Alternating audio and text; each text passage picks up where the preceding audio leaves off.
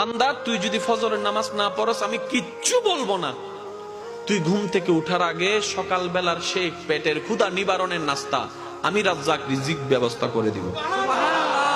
আমি আমার যা দায়িত্ব সব পালন করব। তুই নামাজ পড়লেও করব, না পড়লেও করব। আমি দিলেই তোর খাওয়া, আমি দিলেই খাবারটা রান্না হয়, আমি দিলেই খাবারটা হাতে উঠে, আমি শক্তি দিলেই তো মুখে যায়, আমি ডুব গিলার ক্ষমতা দিলেই তো তুই ডুব গিলতে পারিস। ওই খাবারটা পেটে গিয়ে আমি আল্লাহ হজম করাইলে তো হজম হয়, না হয়তো বদ হজম হয়ে সারা দিনের কান্না হয়ে যায়।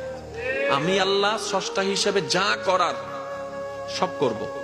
তবে আমি তোকে নতুন করে বলবো না নামাজ পড়, আমি তোকে বলবো না সুদ খাইস না, আমি তোকে বলবো না বউ পিটিস না, আমি তোকে বলবো না যৌতুকের জন্য অত্যাচার করিস না, আমি তোকে কিচ্ছুই বলবো না ওর জায়গা দখল করিস না, আমি তোকে কিচ্ছু বলবো না তুই যখন আমার চোখের সামনে অন্য জায়গা দখল করে তুই যখন দেওয়াল তুলবি আমি তখনও দেখে কিচ্ছু বলবো না।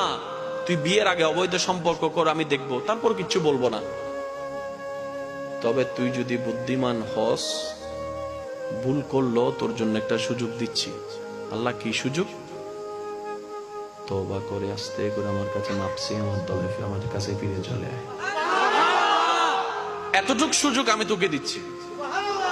আল্লাহ কতদিন পর্যন্ত? সেই সময় বলে যে মৃত্যুর আগ পর্যন্ত। আল্লাহ 24 ঘন্টায় কোন টাইমে? যে কোনো টাইম। তুই সকাল 10টা বাজে করলো আমাকে পাবি, 1টা বাজে করলো আমাকে পাবি, 2টায় ডাক দিল আমাকে পাবি, 5টায় ডাক দিল আমাকে পাবি। রাতের গভীরে সবাই যখন ঘুমিয়ে থাকে তখনও যদি তুই আমাকে একবার আল্লাহ বলে ডাক দেস, ফাজকুরুনি আযকুরুকুম আয়াতের ছায়া চলে, আমি আল্লাহ তোকে